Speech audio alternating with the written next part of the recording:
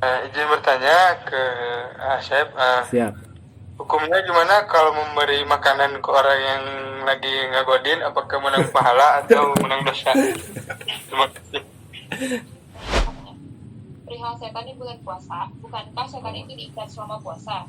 Lantas, kenapa masih ada manusia yang batal dengan sengaja atau tidak berpuasa tanpa sebab? Terima kasih. Tanya ketika ditanya, kamu Ramadan udah berapa jus? Nah, alhamdulillah udah 15 jus. Jus alpukat, jus mangga, jus apalagi itu, jus buah naga udah dipapai semuanya ya, menu di.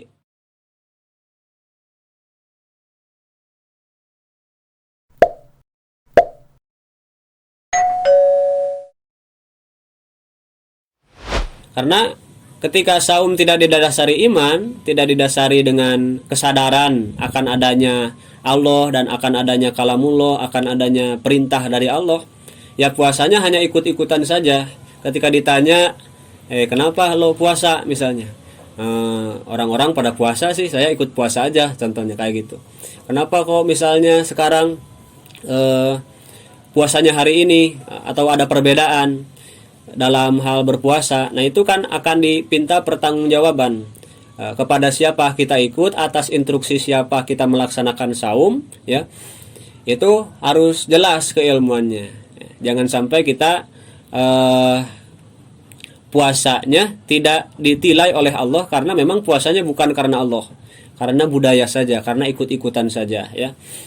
Nah, maka di sana jelas bahwa puasa itu adalah yang diwajibkan oleh Allah, ya. Kama kutiba alal ladzina min qablikum, sebagaimana yang telah diwajibkan kepada kaum-kaum terdahulu. Jadi kaum-kaum sebelum Nabi Muhammad juga sudah diwajibkan untuk berpuasa. Jadi syariat puasa ini syariat yang juga diwajibkan kepada umat-umat sebelum Nabi.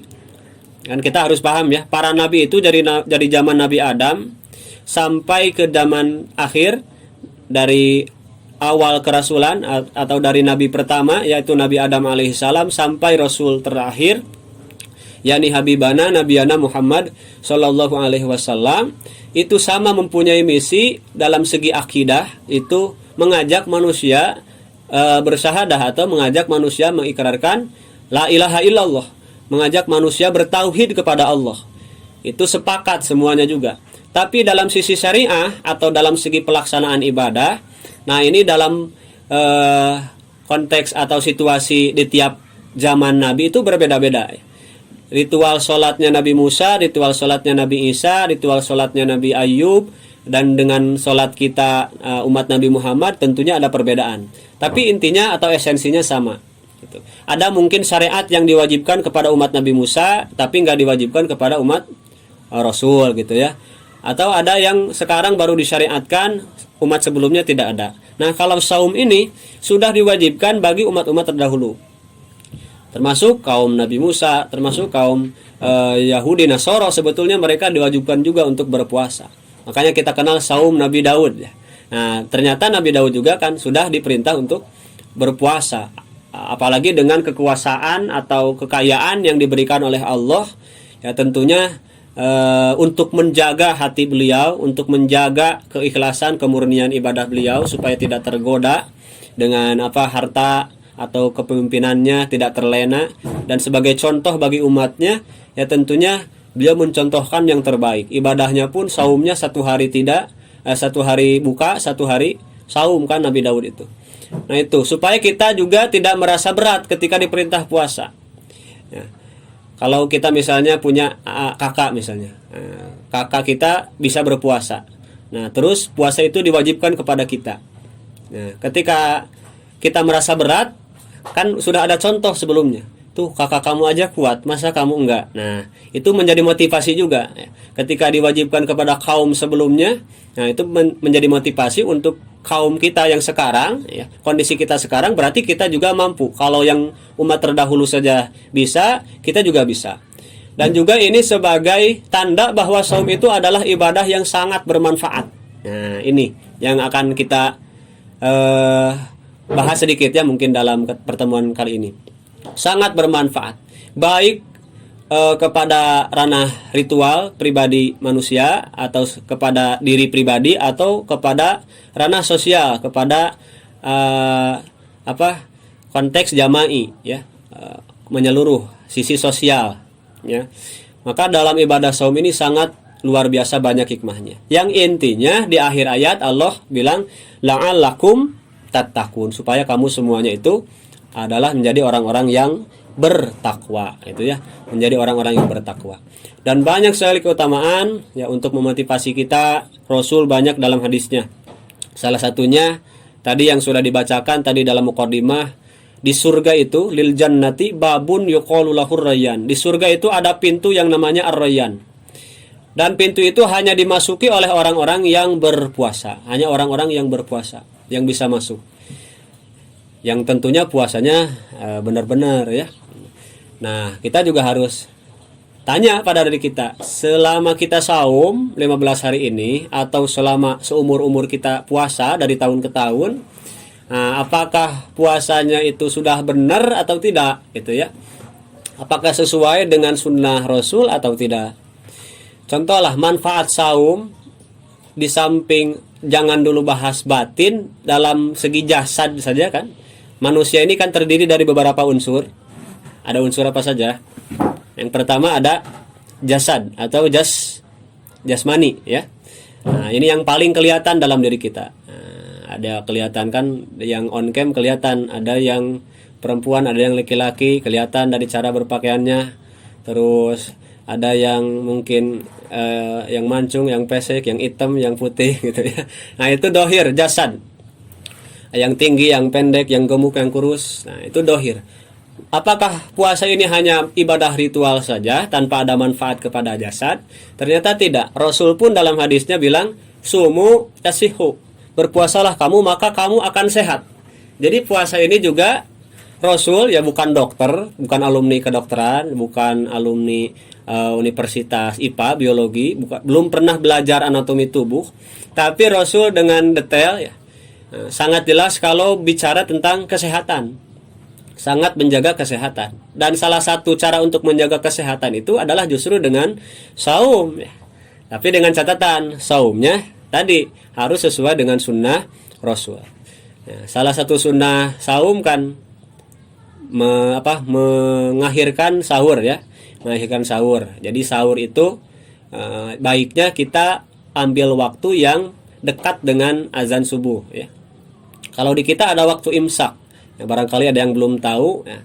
Ketika waktu imsak itu sebetulnya masih boleh makan, boleh minum ya, karena itu waktu ancang-ancang saja. Tapi kalau dari segi bahasa ya, saum itu adalah al-imsak. Jadi sebetulnya imsak itu ya dari adzan subuh itu. Cuma ketika ada peringatan waktu imsak, nah kita bisa persiapan lah. Kurang lebih 10 menit sebelum adzan, nah kita sudah siap-siap berhenti dari makan kita. Kehati-hatian takutnya ketika adzan mulut kita masih penuh tuh sama bakso atau sama sama nasi, nah, atau sama makanan yang lain-lain. Nah, ada waktu imsak untuk berjaga-jaga ya, ijtihad para ulama kita. Nah, itu baiknya diakhirkan. Terus ketika buka kita disunahkan untuk menyegerakan. Tapi bukan berarti menyegerakan lebih dulu dari waktunya, bukan ya. Misal waktu buka 5:30 nih. Nah, kita sekarang udah buka. Kata Pak Ustadz juga katanya harus menyegerakan buka. Ya, sekarang kita segera aja buka. Nah, itu contoh yang salah. Maksudnya menyegerakan buka itu ketika sudah yakin kita itu sudah adzan maghrib atau sudah waktunya masuk maghrib. Di patokan kita, ingat, patokan kita ini waktu. Waktu ketika boleh berbuka adalah ketika ghurubus syamsi, ketika terbenamnya matahari, dan itu adalah waktu maghrib, bukan adzan ya.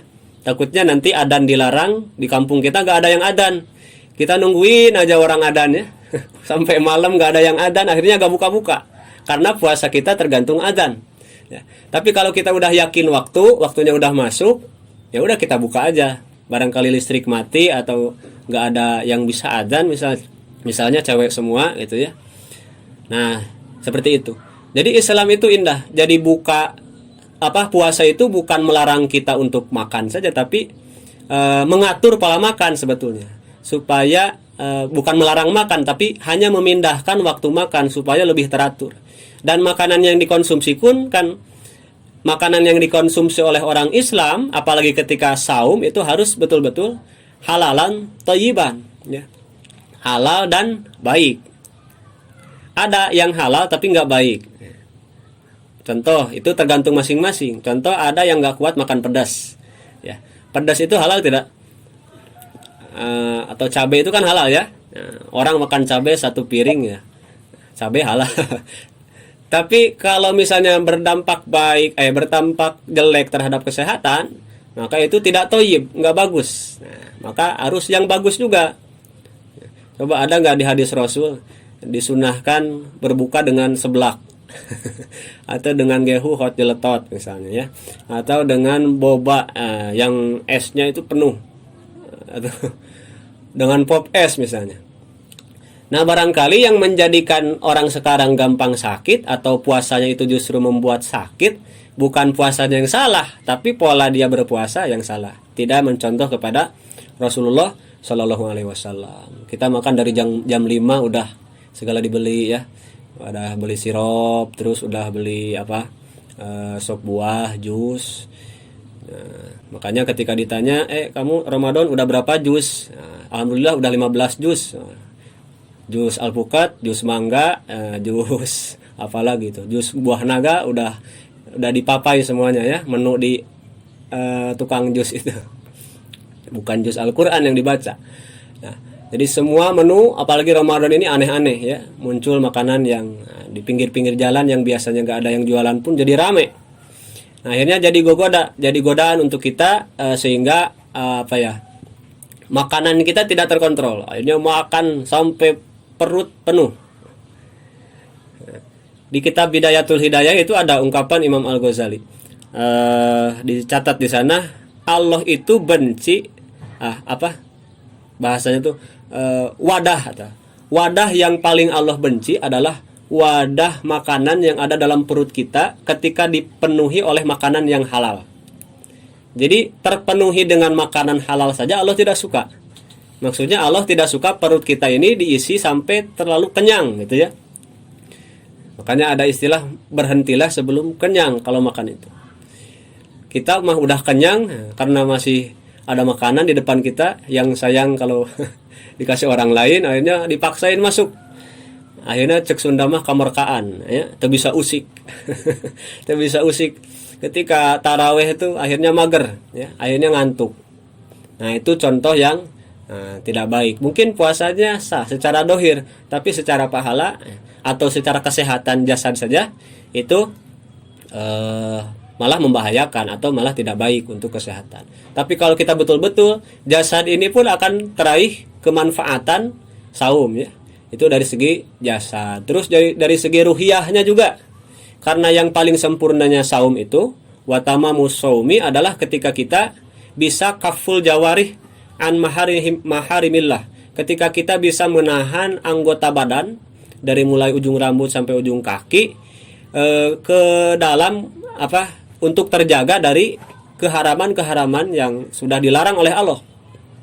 Jadi tidak hanya menahan lapar dan haus saja, tapi mampu juga menahan syahwat mata, syahwat telinga, ya, terus syahwatnya mulut. Bahkan di Bidayatul Hidayah juga di kitab Sulam Taufik, ya, yang diaji di pesantren, para ulama membagi-bagi maksiat ke dalam anggota-anggota tubuh kita, ya, minimal kita terjaga dari mulai misalnya maksiat mata. Apa saja kira-kira? Coba maksiat mata kira-kira apa aja? Saya contohin. 1, ngelihat aurat. Ada lagi yang ngasih contoh? Ngelihat apa?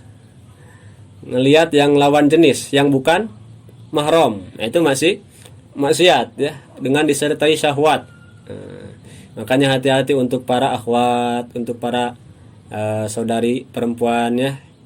Kalau kita buka aurat, orang yang lihat 100 itu, yang 100 itu kan ikut dosa. Nah, kita jadi sebab dosa orang 100. Berarti dosa kita dilipat gandakan jadi 100 kali lipat tuh. Kalau kita upload foto, misalnya upload foto buka-buka aurat, ya, buka-buka aib orang misalnya. Nah, yang ikut yang ikut dosa gara-gara lihat postingan kita 100 orang. Kita kalaulah misal disiksanya seharusnya dipukul 1 kali sama malaikat. Ya, jadi 100 kali kalau yang lihat jadi 100 orang ya. Naudzubillah. Nah, itu. Makanya mata ini harus dijaga, terutama laki-laki ya, yang harus menundukkan pandangan. Nah, kalau perempuan menjaga auratnya itu. Umumnya seperti itu. Terus ketika kita melihat yang tidak boleh dilihat ya. Dalam kitab Taisirul Khalaq, dalam adab bertetangga ya, kalau kita bertetangga sama orang ya, atau kita bertamu sama orang, sama tetangga kita, harus jaga mata, jangan apa-apa diliatin ya. Foto yang dipajang diliatin, di komen ya, ini foto di mana ya, oh kok kamu dulu beda ya, contohnya kamu cantik dulu berarti sekarang jelek ya. Kamu dulu ganteng ya di foto misalnya, di komen tiap ada barang di rumah, itu kan gak baik. Nah, itu bisa termasuk maksiat juga ya.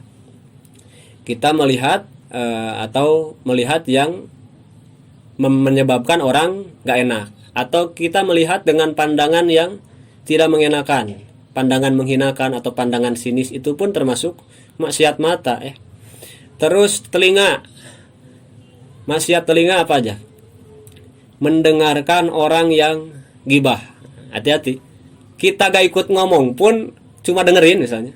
Saya mah gak ikut ngomong kok, cuma dengerin aja, cuma ikut duduk aja. Tapi kita dengerin, apalagi kalau kita suka ya. Ya rame oge ya ngobrol ya, ngobrolkan si anu itunya. Nah, itu akhirnya apa? Kita ikut tergolong orang-orang yang gibah. Bahwa minal apa orang yang gibah itu? Orang-orang yang gibah. Kita termasuk orang-orang yang meskipun tidak ikut berbicara, tapi kita ikut mendengar dan kita tidak ingkar terhadap ucapan tersebut. Nah, kita itu tergolong, kalaulah misalnya diazab sama Allah, kita ikut ya waktu itu. Karena apa? Kita mendengar sebuah kemungkaran tapi kita diam. Kalau kita dengar ada teman yang mau ngomongin orang ya dengan mukadimah, tahu nggak? Nah, itu mukadimahnya gibah tuh biasanya kayak gitu ya. Apaan misalnya.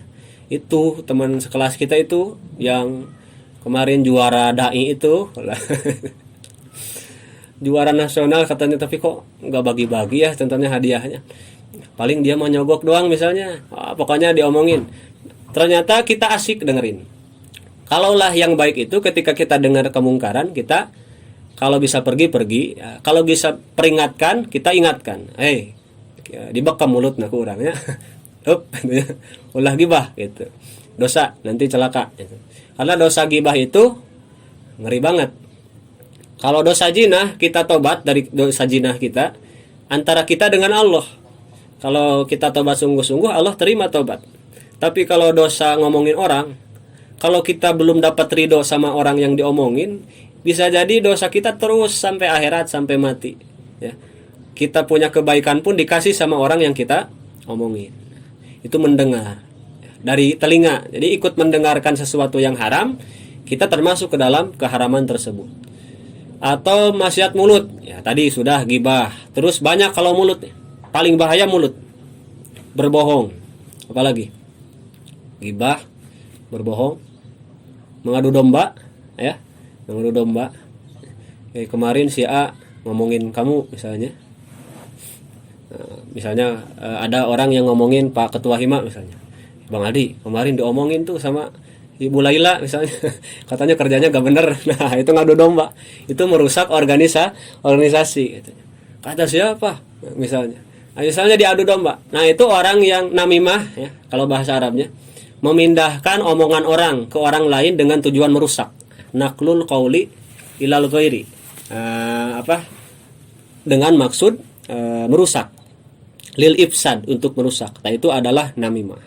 Itu kita harus jaga. Maksiat lisan, apalagi ya kalau lisan itu berbohong, mengadu domba, gibah, mengata-ngatai orang, menjelek-jelekan orang. Itu kita harus jaga juga dalam saum ini supaya apa? Pahalanya tetap jalan gitu. Tidak hanya nahan lapar dan haus saja. Karena Rasul juga bilang, banyak orang yang berpuasa tapi gak dapat apa-apa. Cuma dapat lapar sama haus doang. Gara-gara ya yang dia bisa cuma nahan lapar dan haus aja, tidak bisa nahan mulutnya, tidak bisa nahan matanya, tidak bisa nahan anggota badannya gitu ya. Contoh tangan juga ya, kaki itu akan bersaksi nanti di akhirat. Ada maksiatnya masing-masing yang harus kita tahan ya. Tidak hanya bulan puasa, tapi bulan puasa ini adalah sebagai media untuk kita bisa menahan. Nah, itu mungkin dari segi ruhiyah. Terus dari segi unsur manusia itu ada akal ya, akal, dan juga manusia juga diberi nafsu. Bagaimana akal ini juga harus kita gunakan, karena sebelum kita berpuasa kan harus berilmu dulu, harus tahu ilmunya puasa. Makanya harus ngaji, harus banyak-banyak baca, harus banyak-banyak tahu dan ngerti apa yang kita lakuin. Jadi ilmu yang wajib dipelajari, kata ulama, itu ilmu yang kita akan masuk ke dalam sesuatu tersebut. Ilmu tentang sesuatu yang kita akan masuk terhadap sesuatu tersebut. Kalau kita ingin masuk puasa atau ingin melaksanakan puasa, maka yang wajib terlebih dahulu adalah mengetahui ilmunya puasa. Ya, kalau kita mau sholat, maka yang wajib terlebih dahulu adalah mengetahui ilmunya sholat. Karena kalau mengerjakan langsung tanpa ilmu, itu nantinya kacau. Ya, nantinya akan tidak terima. Wa kullu man bi ghairi ilmin ya'malu amaluhu mardudatun la tuqbalu. Orang yang beramal tanpa ilmu, amalnya ditolak. Kayak ada cerita setan gak mau masuk masjid gara-gara ada 2 orang di dalam. Yang satu orang yang tidur, yang satu lagi orang yang lagi sholat. Nah, setan ini ditanya, kenapa Tan? Kenapa kok kamu gak masuk masjid? Takut saya. Takut sama siapa? Pasti takut sama orang yang sholat ya. Ketika ditanya seperti itu, ternyata bukan. Saya takut sama orang yang lagi tidur. Sieun euy tah kudu kersare.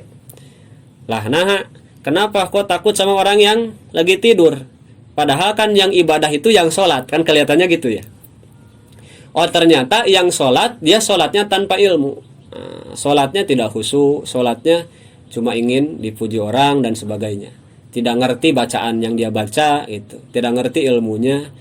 Kalau gak ngerti ilmu sholat kan bisa batal, kita gak tahu itu batal. Kita gak tahu itu batal. Gak tahu kalau kentut itu ngebatalin sholat ya.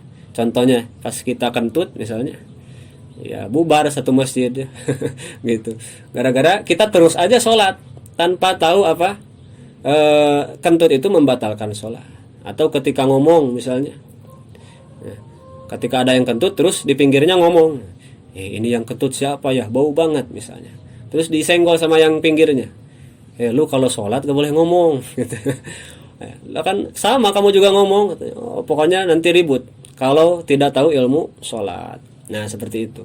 Maka ketika puasa juga, ada unsur dari diri kita yaitu akal yang harus kita gunakan untuk berpikir, untuk menggali ilmu. Ya saya yakinlah, percaya kepada teman-teman Hima semuanya adalah para pencari ilmu ya. Mudah-mudahan bukan hanya pencari ijazah semata atau hanya pencari gelar semata, tapi betul-betul kuliahnya atau ikut kajian ini adalah ingin mendapatkan ilmu yang bermanfaat. Karena itulah kunci agar semua ibadah kita diterima gitu ya. Kalau saum tadi gak pakai ilmu, akal kita gak dipakai ngaji, cuma ikut-ikutan aja. Akhirnya ketika ada yang membatalkan sholat dia gak tahu, atau dia was-was ya. Akhirnya dia terus, misalnya contoh ada orang yang ngeludah terus dari pagi sampai sore karena takut batal ya. Karena katanya kan gak boleh nelen sesuatu. Sementara dia punya ludah. Ludah ini membatalkan tidak? Nah kan kalau orang yang sudah punya ilmu dia tahu, oh ludah itu tidak membatalkan puasa kalau ditelan dengan catatan. Ini barangkali ada yang belum tahu. Nelen ludah itu kalau tidak batal kalau satu ludahnya ludah kita sendiri, ludahna ludah punya kita ya, ciduhna nu urang lain nu batur. Kalau ludah punya orang lain ya, misalnya kita punya suami istri contohnya ya, atau ada orang ngeludah nih di gelas terus kita minum itu batal ya. Nah itu. Terus yang kedua, ludahnya nggak ada rasanya, maksudnya nggak kecampur sama makanan. Nah, boleh kita telan. Terus yang ketiga, ludahnya masih di dalam mulut. Nah, kalau udah keluar mulut misalnya. Nah, terus kita ambil lagi, ditelan lagi. Itu nggak ada kerjaan ya. Dan itu batal puasanya. Nah, itu contoh pengetahuan yang harus kita cari. Kalau kita misalnya ada keraguan-raguan nih dalam ibadah kita, ya cepat-cepat kita tanya, takutnya salah. Nah, nanti ibadah kita sia-sia gitu ya. Nah, itu.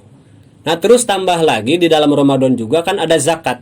Nah, ini unsur dalam diri kita juga adalah kita juga tidak bisa hidup tanpa harta, tanpa apa yang menempel, tanpa rizki yang diberikan oleh Allah kepada kita, baik berupa makanan dan pakaian. Nah, itu dibersihkan dengan adanya zakat fitrah.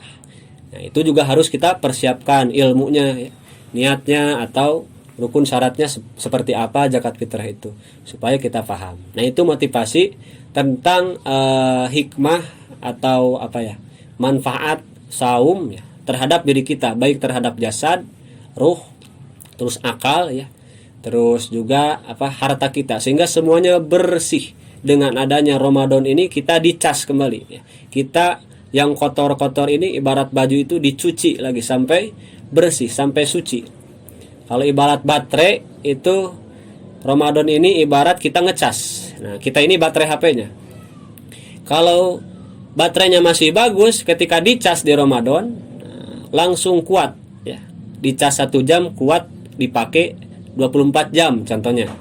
Kalau ibarat puasa dicas 1 bulan, kita kuat ibadah sampai 11 bulan berikutnya, sampai ketemu Ramadan lagi ya. Itu kalau baterainya masih bagus, hatinya masih bagus ya. Ada kan orang itu yang baterai lowbat ya, yang nunggus melendung teh geningnya. Mun dicas teh asup-asup. Nah, itu adalah contoh orang yang masuk Ramadan tapi biasa aja. Ibadahnya enggak ningkat gitu.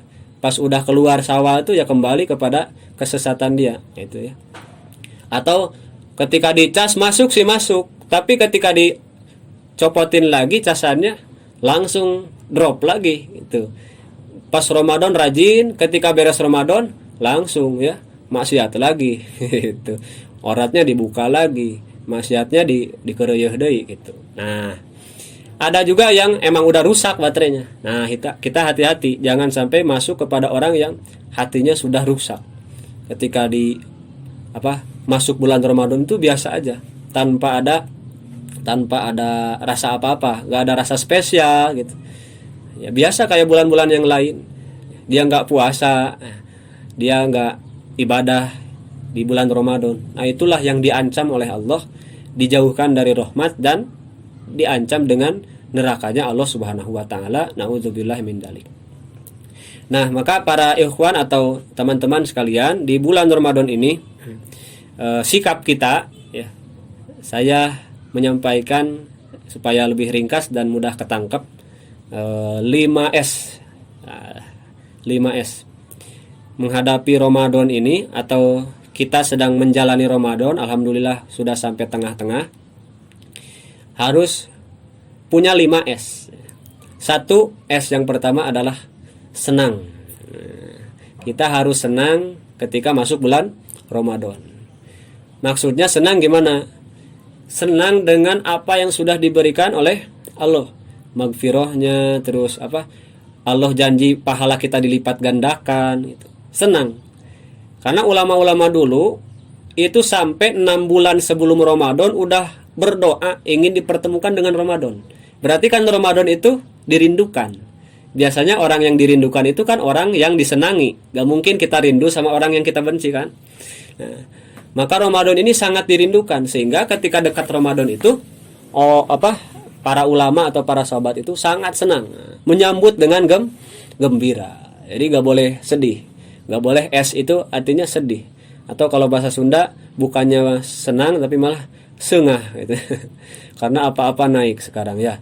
Minyak goreng naik, terutama ibu-ibu mungkin yang sudah merasakan dampak dari kenaikan. Sampai para suami menulis surat untuk para istrinya. Tenang saja wahai istriku, walaupun minyak naik, BBM naik, dan apa-apa naik, insya Allah uang jajan dan uang belanja tidak akan naik. Kata suaminya ya. Nah, Sugante bakal ngilu naik sana uang belanja gitu. Ternyata ya uang belanja masih tetap segitu. Nah, kebutuhan masih Ya, sementara kebutuhan tambah naik. Akhirnya orang jadi malas ketemu Ramadan. Nah, itu orang yang celaka, gitu ya. Sehingga tidak sungguh-sungguh. Nah, makanya hilangkanlah apa? Sedih-sedih. Yang lagi galau, yang lagi sedih, gak boleh sedih waktu bulan Ramadan. Menghadapi UTS, kita hadapi dengan happy, ya. Dengan senang. Nah, tapi bukan berarti apa? Santai gitu, gak belajar, bukan. Tapi kita nikmati proses belajar, kita nikmatin proses dimarahi dosen misalnya, kita nikmatin proses dimarahi atasan, kita nikmati, dihadapi dengan senang, enjoy gitu. Menghadapi Ramadan juga ya harus senang, karena sudah senang saja dengan masuk bulan Ramadan itu sudah dijanjikan ampunan kan, menurut satu keterangan. Man fariha bidukhuli Ramadan kan ya. Barang siapa yang berbahagia dengan bulan Ramadan, nah itu sudah dijanjikan pahala. Apalagi kalau betul-betul dimanfaatkan. Itu S yang pertama. Terus S yang kedua adalah apa ya? Semangat. Nah, gak boleh loyo. Nah, salahnya sekarang Ramadan atau saum itu jadi alasan kita buat lemes, lesu, loyo ya. Nah, senabat hoream kuliah teh udah puasa mah atuh euy leuleus cenanya. Nah, jadi alasan puasa itu. Nah, jadi teu damel saum teh. Nya atuh da leuleus. Jadi jangan sampai ada frame atau ada anggapan ya, puasa itu membuat badan lemes sehingga enaknya dipakai tidur. Ya kan akhirnya gimana? Ya salah kaprah. Jadi puasanya ada yang puasa cuma 1 jam coba. Habis subuh dia tidur, bangun-bangun jam 5 sore.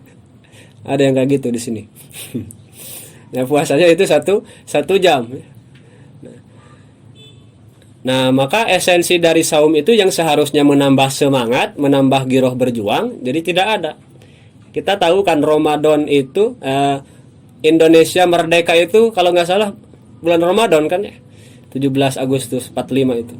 Terus kalau dilihat di zaman Rasul, perang Badar, perang pertama berhadapannya Rasul dengan orang kafir, di mana Rasul cuma punya kekuatan 313 orang di umat Islam dengan perlengkapan seadanya. Sementara orang kafir punya pasukan 1000 orang.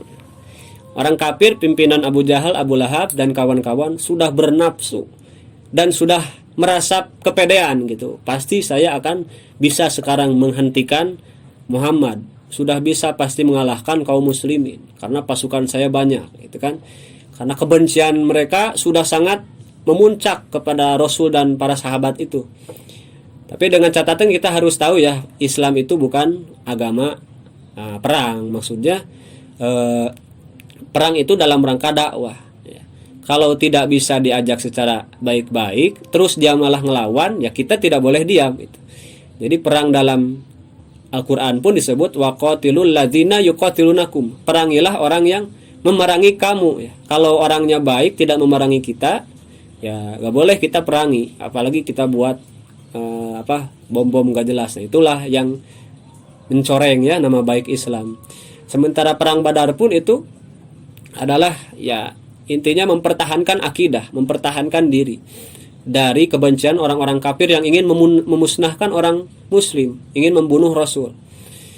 Waktu itu kan pasukan cuma sedikit. Coba kalaulah pasukan Rasul ini loyo-loyo karena puasa misalnya, lah tuh Rasul keur masa eutik orang teh, keur masa senjatana non batur mah lengkap urang mah nya. Kalau dilihat di statistik, nah, saya ada datanya gitu ya, di satu keterangan kaum muslimin berjumlah sekitar 300 orang atau 313, kaum musyrikin berjumlah 1000 orang. Jumlah saja udah beda jauh. Terus kaum muslimin hanya punya 70 unta. Sementara kaum musyrikin, kaum kafirin itu punya 700, 1 berbanding 10 ya. Terus orang Islam waktu itu cuma punya 2 kuda ya. Kalau sekarang mungkin hanya punya 2 tank. Sementara kaum musyrik itu punya 300 kuda. Coba kalau kita pikir pakai logika atau hitung-hitungan manusia ya, kayaknya gak mungkin menang ini dengan persediaan kita seperti ini. Ternyata kan dengan semangat, dengan kesungguhan ya, banyak sekali kaum yang sedikit bisa mengalahkan kaum yang banyak, kata Al-Quran. Kam min fi'atin qalilatin ghalabat fi'atan katsiratan biidznillah. Banyak kaum yang sedikit bisa mengalahkan kaum yang banyak. Di film aja kita tahu Tom and Jerry. Yang sering kalah siapa? Justru yang gede ya kan. Nah, kita kalau misalnya kecil atau lahir di keluarga kecil, kita gak boleh patah semangat ya. Nah, Ramadan ini mengajarkan kita untuk semangat sebetulnya. Karena Rasul pun di waktu Ramadan semangat berjuangnya tidak padam, justru tambah terbakar. Dan akhirnya Allah pun turunkan pertolongan ya. Nah, karena apa? Karena umat Islam punya kesungguhan. Kalau kita sungguh-sungguh, manjada wajada, pasti akan datang solusi atau jalan keluar. Meskipun sama orang dilihat kita itu nggak mungkin, nggak mungkin kamu mah ya bisa kayak gini, bisa kayak gitu. Kalau kita punya semangat, ya, punya keyakinan, dan yang tadi yang pertama kita punya kesenangan, ya, ada passion kita dalam hal yang kita geluti. Nah, pokoknya enak lah kalau kuliah orangnya tuh hobi belajar.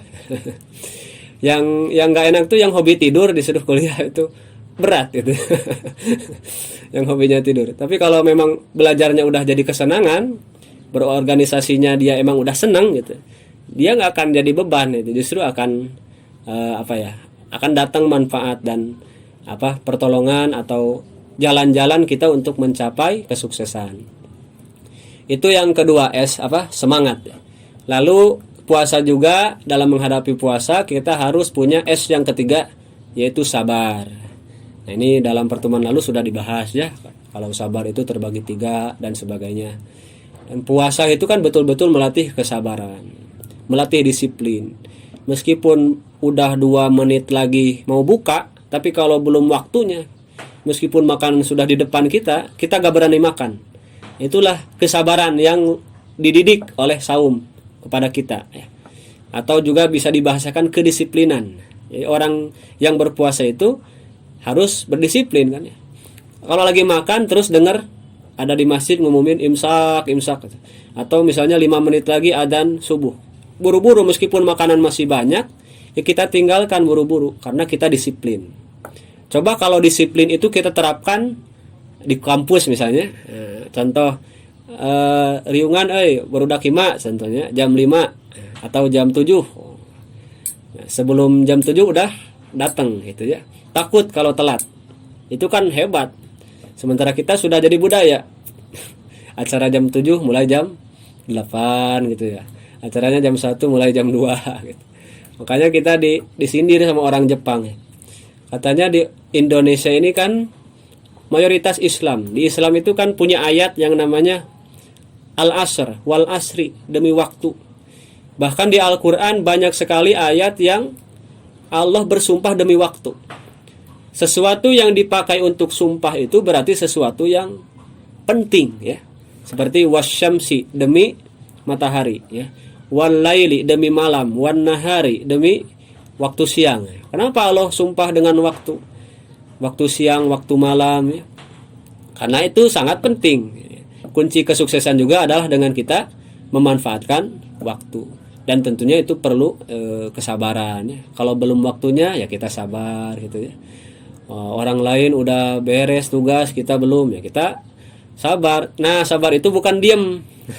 Sabar itu bukan diam, tapi intinya tidak mengeluh terhadap apa yang terjadi kepada diri gitu. Ya. Tarkus syakwa min alamil balwa kalau bahasa Arabnya, kalau nggak salah. Meninggalkan terus-terusan mengeluh. Kita tidak ngeluh, apalagi ngeluh sama manusia gitu ya. Karena kalau ngeluh sama manusia, kalau orangnya tidak bisa dipercayakan, keluhan kita malah jadi aib untuk kita sendiri. Apalagi kalau curhat di medsos, tidak akan dapat solusi. Paling hanya dapat like, komen, and subscribe. Kalau curhat di medsos. Tapi kalau curhatnya ke Allah, insya Allah dapat solusi gitu ya. Nah, makanya bersabar itu ya kita jalani. Kewajiban kita apa, kita jalani tanpa banyak omong, tanpa banyak keluh gitu ya.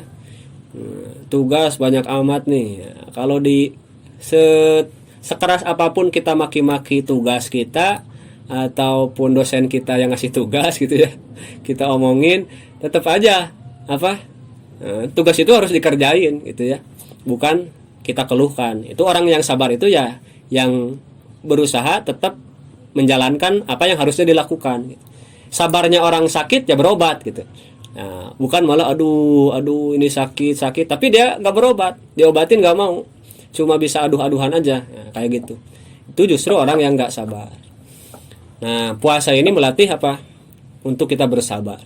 Lalu selanjutnya puasa juga melatih kita untuk syukur. Nah, ini juga sering dibahas ya. Karena dengan lapar kita jadi tahu rasanya orang-orang yang miskin, orang-orang yang susah makan. Dan itu banyak di seluruh dunia. Ya, barangkali ada jutaan orang yang mungkin kelaparan saat ini ya. Kalau kita kan hanya nanti buka udah banyak makanan yang kita makan.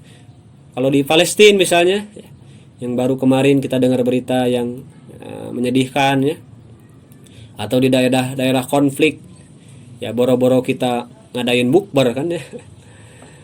Makan atau tidak saja kita tidak tahu nanti, hidup atau mati saja kita belum tahu. Banyak yang sahurnya ada, pas buka udah nggak ada, udah meninggal. Nah itu kita berarti menambah rasa syukur kita ketika kita hidup ya di negara atau di daerah yang aman, terus makanannya meskipun ya pada naik harga-harga, tapi kan kita masih bisa makan ya. Kita yang punya kelebihan harta kan disunahkan juga di Ramadan itu untuk bersedekah, untuk meningkatkan rasa syukur ya. Nah itu mungkin. Nah lalu yang selanjutnya adalah setia. Nah apa nih setia? Setia itu maksudnya setia kepada Allah, setia kepada syariat ya.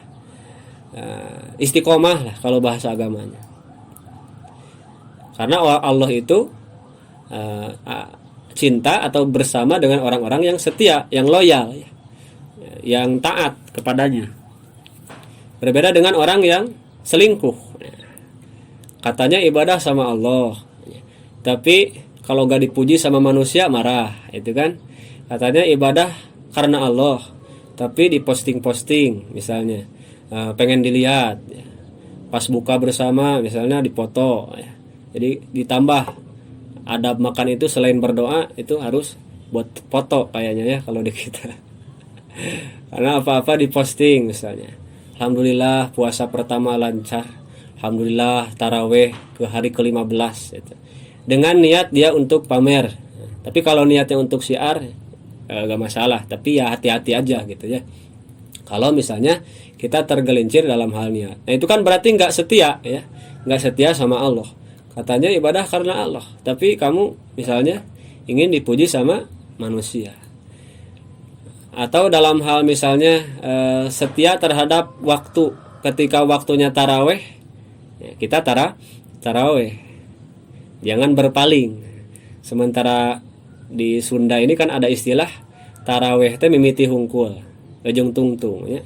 Saya nama taraweh gitu ya. Taraweh gitu. Jadi jarang. Semakin kesini kan kita udah lihat, mungkin nggak tahu di masjid teman-teman ya. Shop di masjid mengalami kemajuan yang sangat pesat, masya Allah. Dari yang tadinya penuh sampai ke belakang, sampai nggak muat masjid itu. Sampai akhir Ramadan tinggal satu jajar pun enggak ya, satu baris pun enggak. Itu pun kakek-kakek, nenek-nenek ya. Kemana anak mudanya? Ya pindah, ya tidak setia ya. Pindah ke lain hati. Yang tadinya memakmurkan masjid jadi memakmurkan mall, memakmurkan tempat belanja. Nah itu kan berarti tidak setia. Makanya maksudnya harus istiqomah ya. Setia kepada Islam, setia kepada Al-Quran ya. Karena Al-Quran itu mungkin bagi yang menghafal ini akan terasa ya, pencemburu. Ada ungkapan Al-Quran itu atau ilmu itu pencemburu, terutama Al-Quran. Pencemburu maksudnya gimana? Kalau kita berpaling 2 hari saja dia ninggalin kita. Coba deh ngapalin Quran, terus kita gak tengok lagi 1 minggu aja. Itu kita lupa ya, kalau tidak dimurojaah. Makanya yang paling sulit dari menghafal itu adalah bukan ngapalinya tapi murojaahnya, ngulang lagi hafalan yang udah dihafal. Nah, itu sulit. Tapi kalau sama orang yang istiqomah, orang yang setia, nah kan, setia sama Quran misalnya. Nah, itu tentu akan tidak sulit gitu ya. Nah, untuk proses ke sana kan harus dilatih. Nah, di sini Ramadan juga kita dilatih ya supaya kita betul-betul istiqomah. Lalu selanjutnya ada S lagi. S selanjutnya mah sekian dan terima kasih. Itu saja mungkin ya yang bisa saya sampaikan. Jadi tadi manfaat saum ya untuk meningkatkan kualitas diri ya, baik secara jasadiah, ruhiyah, akliyah ya, pikiran kita, juga harta kita jadi bersih semuanya. Terus juga sikap kita ya, yang harus senantiasa senang dengan beribadah dengan Ramadan ini. Terus yang kedua harus semangat, yang ketiga harus banyak sabar, yang keempat harus banyak bersyukur, dan yang kelima harus senantiasa setia terhadap apa yang kita jalankan. Semoga apa yang saya sampaikan bisa bermanfaat, dan semoga kawan-kawan yang mau melaksanakan ujian atau UTS dan umum semuanya yang mempunyai cita-cita hajat yang ikut kajian ini, semoga dengan barokah kajian ini bisa cita-citanya atau harapannya terkabul. Amin ya Allah ya Rabbal Alamin. Mohon maaf kepada kakak ketua, kepada semua pengurus dan semua jajaran, teman-teman Hima ya. Kalau ada salah-salah kata, kalau ada yang kurang, mohon maaf karena saya masih banyak keterbatasan. Akhirul kalam wal afu minkum. Wassalamualaikum warahmatullahi wabarakatuh. Waalaikumsalam warahmatullahi wabarakatuh. Waalaikumsalam warahmatullahi wabarakatuh.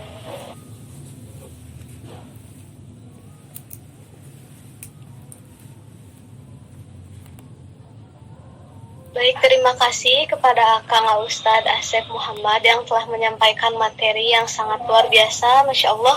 Semoga ilmu yang disampaikan dapat bermanfaat bagi kita semua, juga menjadi pahala yang sangat luar biasa untuk akangnya sendiri. Amin. Amin ya Allah. Amin.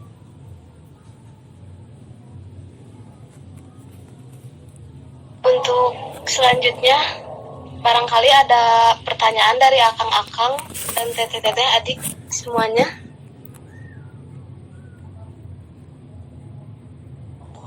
Ibu Aci, saya ada titipan pertanyaan nih dari Ahmad. Ya.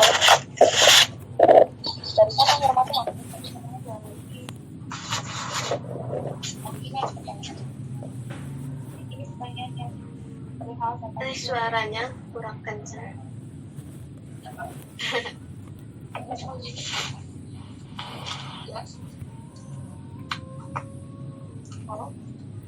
Halo ya teh. udah kan? Ya. Oke, jadi gini pertanyaannya katanya.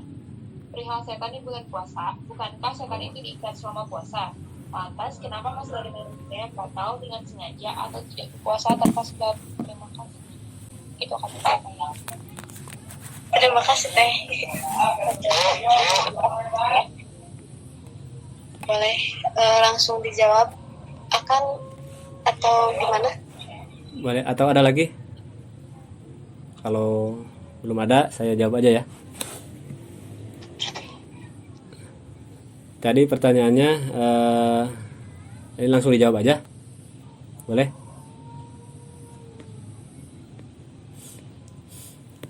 Ya, langsung ya. Jadi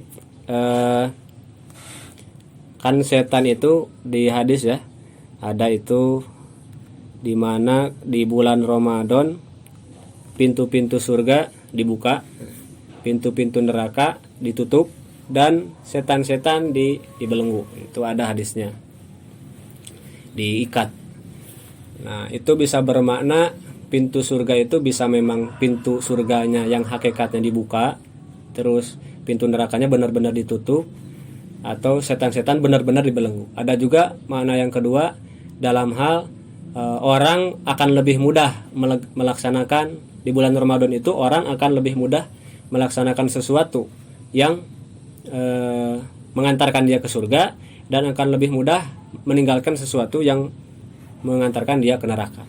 Lalu tentang setan, nah, Ibaratnya gini lah kalau analogi gampangnya.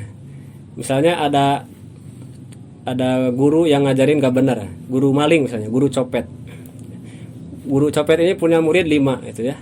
Nah, si gurunya ini ketangkep di penjara. Tapi didikannya nempel nggak? Nah, nempel ya. Jadi meskipun setan-setan dibelenggu, tapi murid-murid setan ini yang banyak itu. Yang apa? Yang didikan setan itu nempel di diri dia. Atau memang kalau di surat An-Nas itu, setan itu kan bukan hanya dari golongan jin saja.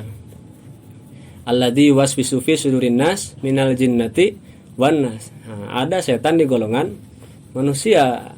Bahkan ada ungkapan setan itu berjalan dalam aliran darah manusia ya. Jadi sebetulnya kita ini mengandung setan ini. Makanya jangan takut sama setan. Nanti pas sieun-sieun gitu ya. Da urang ge bisa jadi kita jadi setan, maksudnya gitu. Kalau kita menghalangi orang berbuat baik, nah saat itu kita itu jadi setan dari manusia ya. Jadi ya kalau ibaratnya seperti itulah. Jadi meskipun secara nyata misalnya setan itu dikunci, tapi tetap ada manusia itu punya nafsu yang kecenderungannya itu nafsu itu, syahwat itu untuk mengajak tidak baik. Nafsu manusia itu kan tadi kurang kebahas ya. Ada akal kan ada nafsu ya. Nah, kalau dulu itu kan pernah katanya ada kisah. Akal itu ditanya sama Allah, siapa kamu dan siapa aku? Nah, akal menjawab, aku adalah akal dan engkau adalah Robku, aku adalah ciptaanmu. Sementara ketika nafsu, ya, nafsu diciptakan, lalu nafsu ditanya, siapa kamu? Siapa aku? Gue lo kata nafsu gitu kan. Saya, kamu. Jadi nafsu ini sifatnya pembangkang, termasuk yang ada dalam diri kita. Ya, cobalah tarawih, ya, ada yang 11, mungkin ada yang 23. Ya. Nah, kira-kira kalau hitung-hitungan apa ya, capek lah. Capean mana tarawih sama futsal atau badminton misalnya ya. Mungkin kita bisa jawab sebetulnya lebih berat kalau untuk fisik kita itu futsal itu lebih berat karena 2 jam terus nguras keringat. Tapi nafsu seneng ya. Tapi tarawih meskipun 11 rakaat, itu pun imamnya juga ngebut, kita malas gitu ya.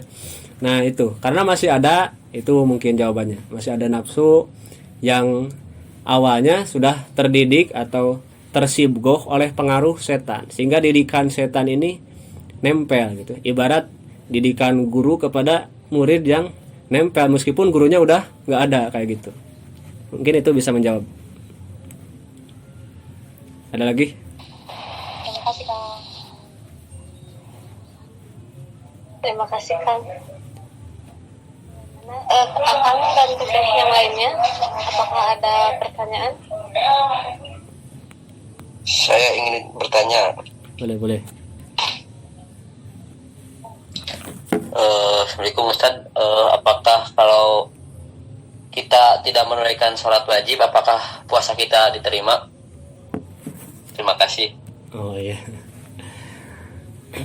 Nah ini yang jadi masalah juga. Urusan diterima atau tidak diterimanya suatu ibadah itu sebetulnya hak Allah ya. Nah, kita tidak bisa, pada dasarnya kita tidak bisa menjudge, oh ini ibadahnya gak diterima.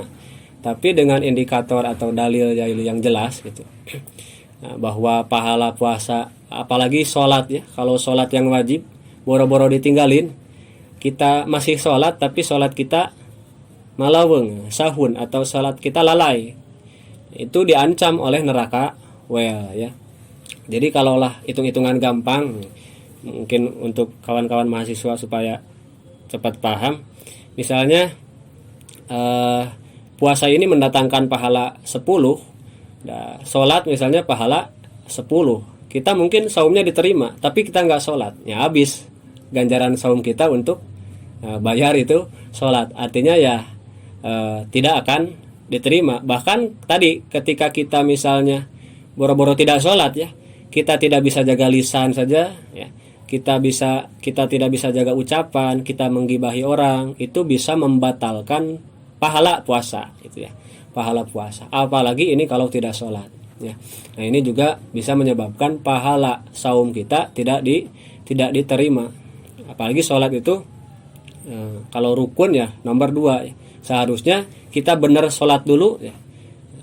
Di Rajab itu kan Rasul Isra Mi'raj menghasilkan atau menerima perintah sholat. Ya, setelah itu baru saum. Dalam ibadah ini kita tidak boleh memilah-milah, ya, tidak boleh setengah-setengah. Saumnya dilaksanain, sholatnya tidak. Karena masuk setengah-setengah itu enak gak? Gak enak ya. Kalau kita misalnya, ya pas lagi di kelas misalnya, guru dosen udah masuk, kita masuknya setengah. Kepala kita doang yang masuk, kaki kita di luar misalnya, kan gak enak. Atau ada misalnya contoh lagi analoginya, ketika seorang majikan menyuruh pembantunya untuk mengerjakan 2 pekerjaan, yang dua-duanya harus dikerjakan. Satu misalnya harus ngepel rumah, yang kedua harus nyuci mobil.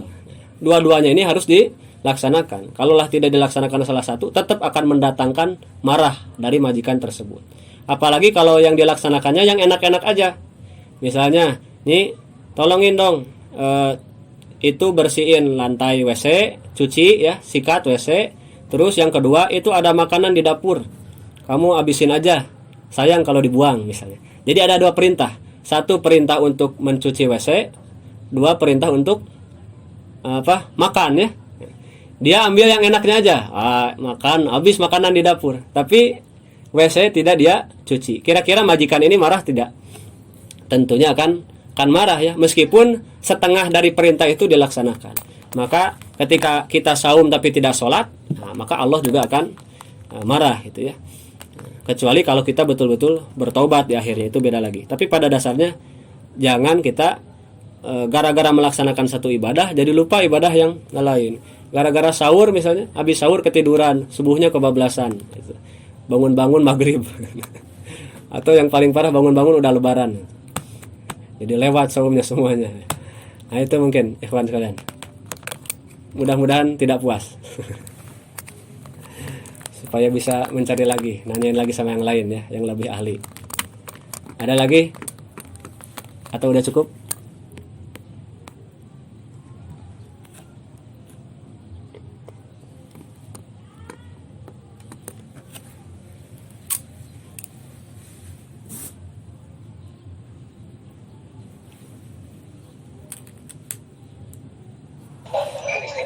Bagaimana teman-teman, ada lagi yang ingin bertanya?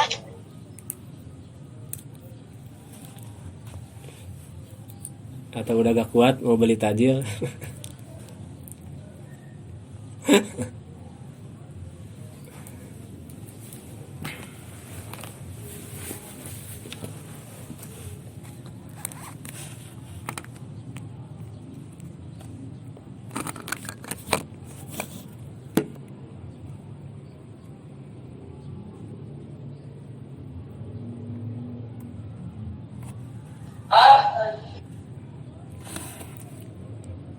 Udah mungkin?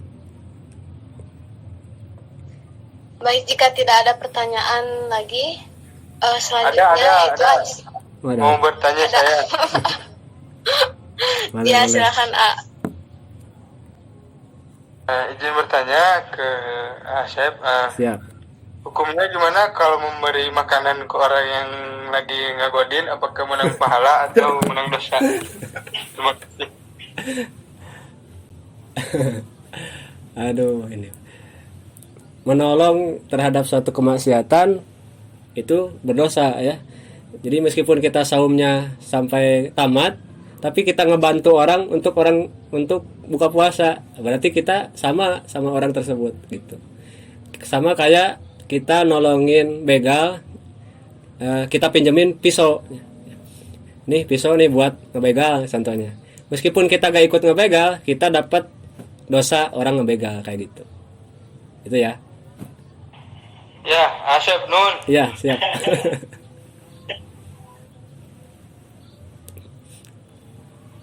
Baik, apakah ada pertanyaan lagi yang memungkinkan dari pertanyaan aja Remi?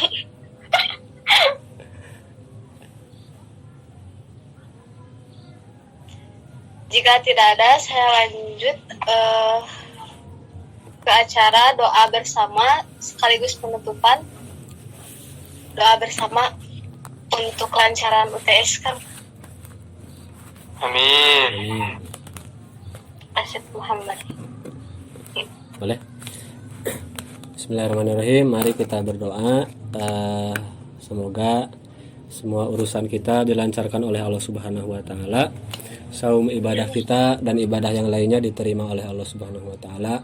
Dosa-dosa kita diampuni oleh Allah Subhanahu wa taala, dan khususnya hajat yang terkhusus yaitu menghadapi ujian, ya. Kita diberi kelancaran, kemudahan oleh Allah Subhanahu wa taala. Intinya hasil semua maksud dan cita-cita baik di dunia dan di akhirat. Al-Fatihah. A'udzubillahi minasyaitonirrajim. Bismillahirrahmanirrahim. Alhamdulillahirabbil alamin arrahmanirrahim maliki yaumiddin. Iyyaka na'budu wa iyyaka nasta'in. Ihdinas siratal mustaqim. Siratal ladzina an'amta 'alaihim ghairil maghdubi 'alaihim waladdallin. Amin. Allahumma shalli ala sayyidina Muhammadin wa barik wa sallim ajmain. Amin. Allahumma inna nas'aluka ilman nafi'a wa rizqan thayyiban wa amalan mutaqabbala. Allahumma shalli ala sayyidina Muhammadin tibbil qulubi wa dawaiha wa afiyatil abdani wa shifaiha wa nuril absari wa diyaiha wa ala alihi wa sahbihi wa sallim. Allahumma yassir lana umurana dunyawiyah wal ukhrawiyah. Allahumma barik lana fi dzurriyyatina wa talamizina wa waffiqhum li ta'atika wa la tadurruhum warzuqna birruhum. Allahumma innaka afuwun karim tuhibbul afwa fa'fu anna. Allahumma innaka afuwun karim tuhibbul afwa fa'fu anna. Allahumma innaka afuwun karim tuhibbul afwa fa'fu anna ya karim. Allahumma inna nas'aluka ridhaka wal jannah wa na'udzubika min sakhatika wan nar. Rabbana atina fid dunya hasanah wa fil akhirati hasanah wa qina adzabannar. Subhana rabbika rabbil izzati amma yasifun wa salamun alal mursalin walhamdulillahi rabbil alamin. Nas'alukal ijabah. Al-Fatihah. A'udzu billahi minasyaitonir rajim. Bismillahirrahmanirrahim. Alhamdulillahi rabbil alamin arrahmanirrahim maliki yaumiddin. Iyyaka na'budu wa iyyaka nasta'in. Ihdinas siratal mustaqim. Siratal ladzina an'amta 'alaihim ghairil maghdubi 'alaihim waladdallin. Rabbighfir lana. Amin. Ya, terima kasih.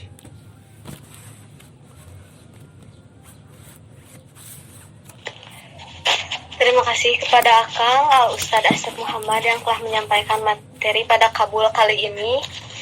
Semoga beliau selalu diberikan kesehatan dan semua urusannya dilancar. Amin. Dan juga untuk kita semua semoga lancar juga untuk UTS-nya dan diberikan kesehatan, kelancaran dalam melaksanakannya.